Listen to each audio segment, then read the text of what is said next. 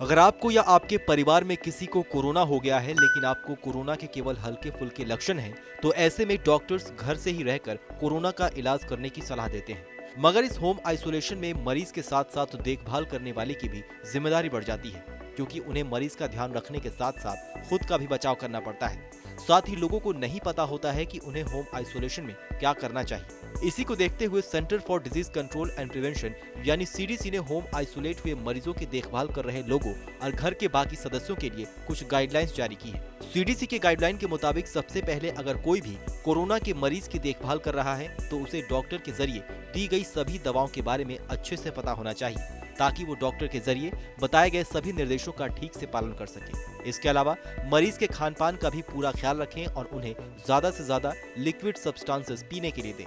साथ ही इस बात का भी ध्यान रखें कि मरीज ज्यादा से ज्यादा आराम करे ताकि वो जल्द स्वस्थ महसूस कर सके। वहीं अगर किसी को मरीज के लिए जरूरी सामान या फिर घर का जरूरी सामान खरीदना है तो ऑनलाइन ऑर्डर करने की कोशिश करें।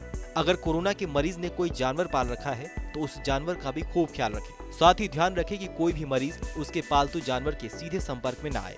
कोरोना के मरीज के लक्षणों पर भी खास नजर रखें, ताकि अगर मरीज को सांस लेने में दिक्कत, छाती में तेज दर्द, बिस्तर से उठने में कोई दिक्कत हो तो ऐसे गंभीर लक्षणों को तुरंत उसके डॉक्टर को बताया जा सके। कोरोना के मरीज का ध्यान रखने वाला व्यक्ति अपना भी पूरा ध्यान रखे। वहीं इस दौरान कोई भी कोरोना के मरीज के साथ किसी भी तरह से शारीरिक संपर्क में न आए, क्योंकि कोरोना के संपर्क में आने से मरीज के ड्रॉपलेट्स उसके खांसने या छींकने से फैलता है। इसलिए कोरोना के मरीज से हर कोई कम से कम 6 फीट की दूरी हमेशा बनाए रखे। इसके साथ ही ध्यान रखें कि जो भी कोरोना मरीज की देखभाल कर रहा है उस व्यक्ति को पहले से कोई बीमारी नहीं होनी चाहिए और उसमें कोरोना पॉजिटिव होने की संभावना कम हो।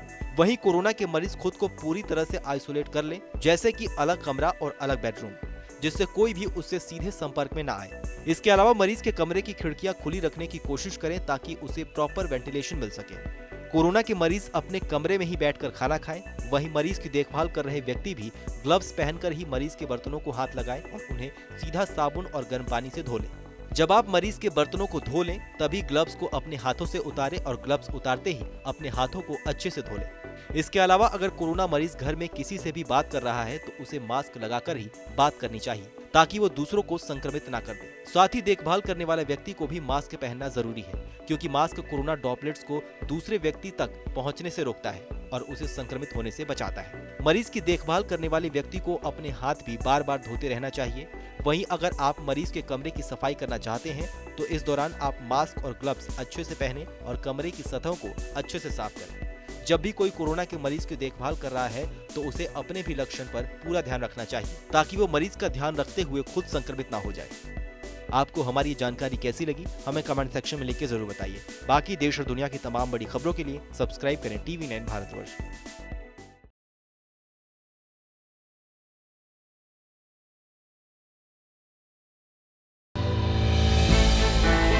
हमने की गलती फिर एक बार, कोरोना ने किया दोबारा प्रहार। मास्क, 2 गज दूरी, करें अपनी सुरक्षा पूरी। कोरोना टीका हम सबको लगाना है, मिलकर साथ समझदारी से कोरोना को हराना है।